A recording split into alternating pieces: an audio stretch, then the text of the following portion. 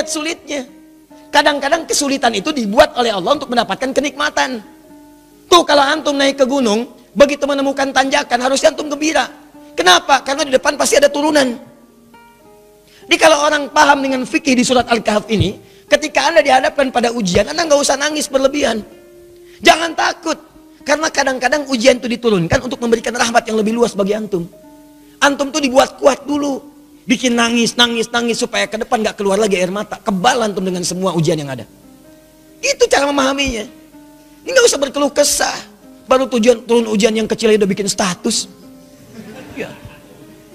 Kamu kenapa sih? Kata suami. Istrinya pasang status. Ternyata dia tidak seperti yang aku kira. Terus yang paling gak enak ditungguin tuh ada komen gak ya? Kenapa Jeng? Ih gak nyangka ya. Nyangka. Tuh. Jadi buat status tidak menyelesaikan masalah. Ya tidak menyelesaikan masalah tapi nambah persoalan. Jelas ya? Maka bagian pertama, kalau antum diuji dengan persoalan, boleh jadi jangan persoalannya yang dilihat, itu cara Allah untuk memberikan rahmat kepada antum. Sebab kalau nggak diberikan persoalan itu, rahmat nggak akan turun. Pemuda itu kalau nggak dapat tadi itu, kejar-kejaran sampai ke gua, mana mungkin turun rahmat Allah 309 tahun. Ikuti itu. Ya, saya tidak ingin mencontohkan pribadi, karena mungkin disangka nanti sesuatu yang tidak baik. Tapi banyak orang mempraktekkan demikian, dan itu berhasil. Coba lihat, antum kenal Buya Hamka? Kenal.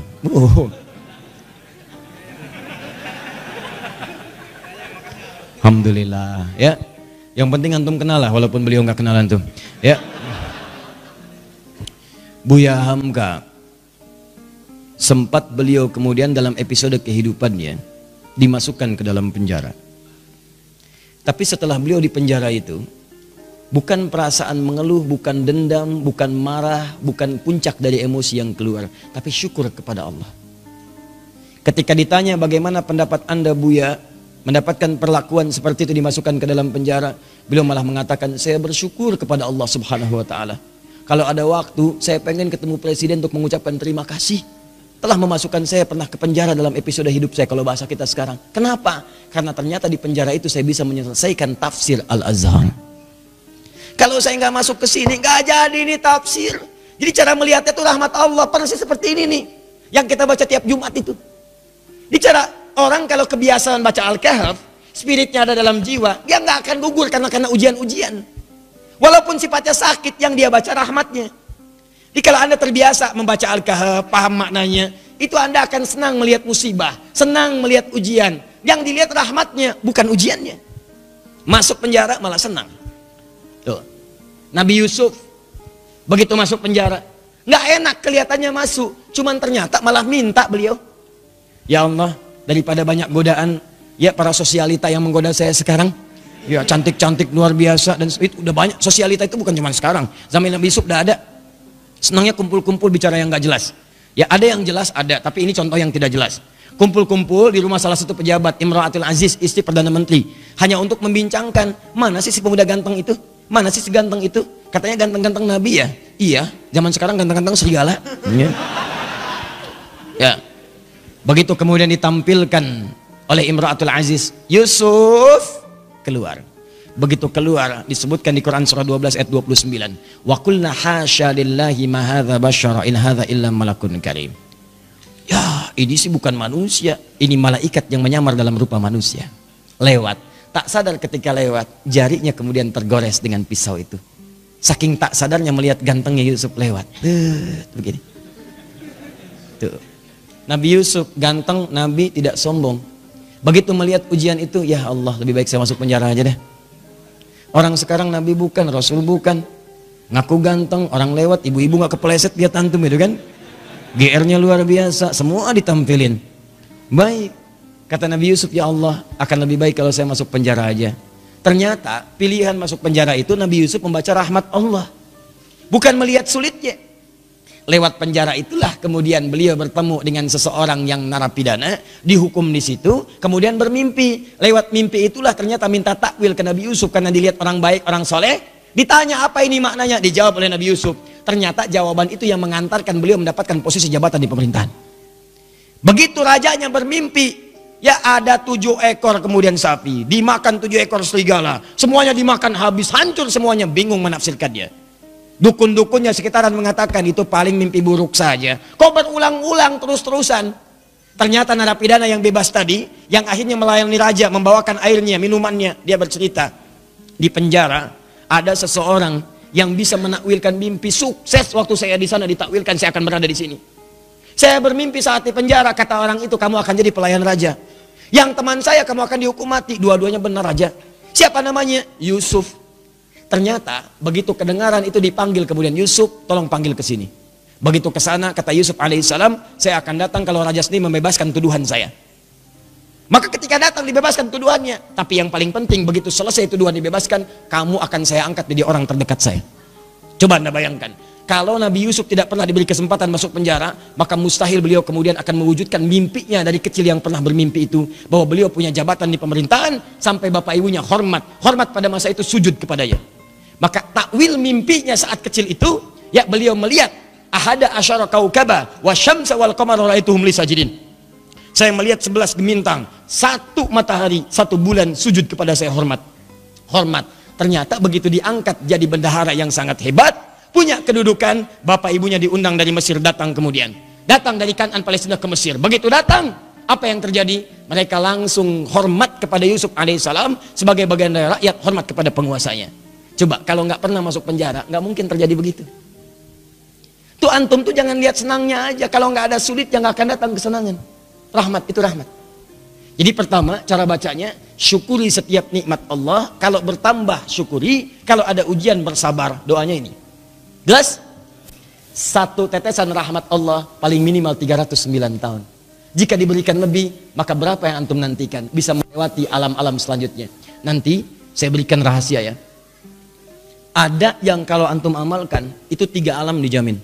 Dunia diberikan, alam kubur dilimpahkan, di akhirat antum saking gembiranya sampai lompat-lompat. Tuh, betul sekali. Betul. Ya itu. Ya. Paham? Apa itu? Nanti belakangan. Sekarang bagian terakhir. Ini sudah menyakiti fisik nih. Udah main fisik. Yang tadi masih ancaman, dikejar-kejar, masih bisa ngindar. Kalau yang ini fisiknya udah dipegang, diancam. Bahkan luar biasa, udah mengalami kontak fisik. Kejadian ini kontak fisiknya dilemparkan ke laut, dimakan ikan paus. Psh, masuk tuh. Saya mau tanya pada antum, kalau masuk ke perut ikan paus, sempit atau luas?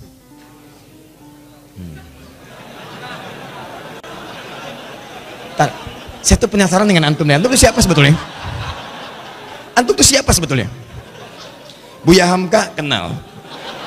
Masuk perut ikan paus punya jawaban.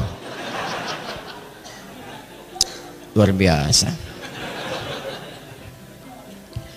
Ini gelas aja dengar jawaban antum sampai keringetan tuh. Masuk perut ikan paus, nggak akan pernah ada yang jawab luas. Yang terbayang pasti sempit. Walaupun Anda belum pernah masuk ke dalamnya. Masuk ke perut ikan paus, terang atau gelap? Tuh, gelap. Sudah pernah masuk, Bu? Belum, Ustadz. Tapi kita bisa bayangkan. Karena nggak ada cahaya di sana. PLN pun nggak bisa masuk. Nggak, saya kebayang. Kalau ada inovasi PLN, petugas PLN berdasarkan kisah Nabi Yunus ingin memasukkan listrik ke dalam perut ikan paus. Bagaimana cara masangnya? Gak ada listrik. Cahaya tidak ada, berarti gelap. Awas, dalam bahasa Arab, gelap itu sesuatu yang zulmah. Zulama yazlimu zulman, gelap. Minaz zulumati ilan nur. Sempit, padat. Teman-teman, ada yang kemudian dianiaya. Itu Nabi lagi. Nabi Dzannun, Nabi Yunus alaihissalam. Diusir oleh umatnya, masuk ke perkampungan, naik ke atas kapal, di situ bahkan diundi, ternyata beliau harus dilemparkan. Ini kapal keberatan nih, zalim, ambil aja orang itu, undi, dia orangnya, lemparkan. Begitu dilempar ke dalam perut ikan paus, ya, dilempar ke lautan, ditangkap ikan paus. Oh, hebat ikan paus, dan nungguin. Tangkap, masuk. Apa yang terjadi? Gelap, sempit, sesak, capek luar biasa. Tapi yang ingin saya sampaikan adalah, perhatikan baik-baik. Wadhannuni, Quran surah ke-21 ayat 87 sampai 88. Saya tuliskan. wa dhannuni idh dhahaba mughadiba fa dhanna an lan naqdir alaihi fanada fi dhulumati, gelap, ya alla ilaha illa anta subhanaka inni kuntu minadh zalimin. Sebelum kisah ini dimulai, saya akan ajak Anda ke ayat sebelumnya, yaitu 84, 85, 86 ya. Khususnya 85 dan 86. Ketika di 85 Allah menyebutkan wa Ismaila, kemudian ada Idris, ada Zulkifli, disebutkan mereka termasuk kalangan orang-orang yang baik. Di ayat ke-86-nya wa adkhalnahum fi rahmatina. Mereka itu Ismail alaihissalam, Idris alaihissalam, Zulkifli alaihissalam. Kata Allah, golongan-golongan yang kami berikan rahmat kami kepada mereka. Rahmat diberikan. Dan menariknya ketika menyelesaikan ayat 86 ini, masuk ke 87 pakai wawu, wa dhannuni, wawunya wawu ataf. Saya ajarin ilmu nahwu sebentar ya. Di ilmu nahwu itu begini. Kalau ada kalimat, kemudian pakai wawu, maka hukum kalimat setelah wawu ini diikutkan pada sebelumnya. Ya, misal saya contohkan begini. Zahaba Kevin wa Stephen wa Edward ilal masjid. Ya, kita ganti namanya sedikit supaya agak sedikit milenial. Kevin, Stephen dan Edward pergi ke masjid. Ya, mereka berangkat ke masjid Muslim. Ya, masuk Islam, kemudian sholat, berangkat ke masjid. Kevin, Stephen, Edward. Ada satu orang lagi yang belum disebutkan. Belakangan disebutkan wa Asep misalnya. Kenapa ketawa? Ya, sekarang kan nama-nama tertentu membuat bahkan pendekatannya agak beda. Ya, dalam bahasa Arab itu tukhalif tu'raf. Kalau kalian pengen dikenal atau pengen dapat sesuatu, ada cara yang kedua selain berbuat kreasi yang bagus, yaitu sedikit nyeleneh. Maka mulai kemudian nama di beda-bedakan. Ya, Asep Golok, Edi Samurai gitu kan, Atta Halilintar ya dan sebagainya, itu macam-macam lah. Ya. Nah, misal Zahaba Kevin wa Stephen wa Edward wa Asep. Ya. Nah, ini ilal masjid disebutkan ke sini ilal masjid wa Asep. Maka Asep di sini itu sama-sama pergi ke masjid bersama tiga orang ini. Diikutkan hukumnya. Di ayat 86 wa Ismaila, kemudian ada Idris, ada Zulkifli. Di ayat 86-nya, 85 disebutkan orang-orangnya, 86-nya wa adkhalnahum fi rahmatina. Orang-orang yang kami sebutkan tadi kami berikan rahmat Allah. Kami masukkan mereka dalam rahmat kami. Rahmatina, tiba-tiba ayat 87-nya wa dhannuni pakai wawu. Wa, dan di antara mereka juga ada yang lain selain yang mereka dapatkan ini. Selain Ismail, selain Idris, selain Zulkifli alaihissalam yang mendapat rahmat kami, ada nabi berikutnya yang ingin kami kisahkan. Siapa itu? Dhannun. Dhannun juga mendapatkan rahmat kami. Begitu cara memahaminya. Di ayat 87 ini jangan pisahkan di ayat 86. Ada orang-orang yang pernah mendapatkan rahmat kami, ini orang-orangnya. Selain mereka ada lagi. Siapa itu? Wa dhannuni. Demikian juga dengan Dhannun, Nabi Yunus alaihissalam. Beliau pun pernah mendapatkan rahmat Allah. Kapan rahmat itu diberikan? Dalam situasi yang sangat sulit. Idzahaba mughadiba, ketika beliau kemudian merasa tidak senang dengan perlakuan kaumnya, dizolimi, dilemparkan ke perut ikan paus, sulit luar biasa. Saya tanya pada antum, nih ya, tolong jawab dengan penuh kejujuran. Dengan jujur antum jawab. Maaf sekali, kalau antum berada di perut ikan paus, kira-kira masih ada peluang nggak oleh manusia untuk diselamatkan? Tuh. Nangis tuh kan, karena tahu nggak mungkin. Tadi kan begitu saya sebutkan rahmat, ya. Begitu kita tanyakan ada peluang nggak? Bayi aja tahu. Tuh. Ya. Jadi sulit mendapatkan peluangnya. Orang masuk perut ikan paus, ditelan. Siapa yang mau nolong? Manusia mengatakan mustahil, nggak usah ditolong lah, nggak ada harapan. Yang ada malah kita ikutan ke dalamnya. Paham? Tuh. Kalau gerah, kipasi. Kalau perlu air, berikan. Kalau ada permen, sampaikan. Maka teman-teman sekalian, nah, berdoalah kemudian Nabi Yunus kepada Allah. Apa doanya? Nih, perhatikan kalimatnya. Wanada fi dzulumat. Maka dalam suasana gelap, capek, resah itu, beliau berdoa kepada Allah. alla ilaha illa anta. Tolong minta air. Ya. Oh, ini aja nih. Nah, atau aqua, ada aqua? Baik. Ini tolong diberikan ke belakang, barangkali haus. Ya. Kalau bukan anaknya, ibunya yang minum. Ya. Ya, saya nggak minum nggak apa-apa, ada apa aku mati ya. Yang penting antum nyaman insya Allah. Baik. Antum ikhwan ada lagi yang mau nangis? Wa nada fi dhulumat, maka beliau bermohon kepada Allah dalam suasana gelap sulit itu. Alla ilaha illa anta, catat doanya, catat. Kalau antum sedang dizalimi orang secara fisik, diancam, dimacam-macam, bahwa proyek antum diambil orang, kelihatannya zalim aja. Maka dalam suasana gelap itu Nabi Yunus bermohon kepada Allah. Gelap, sempit, capek, sulit. Alla ilaha illa anta. Dimulai dari sini. La ilaha illa anta.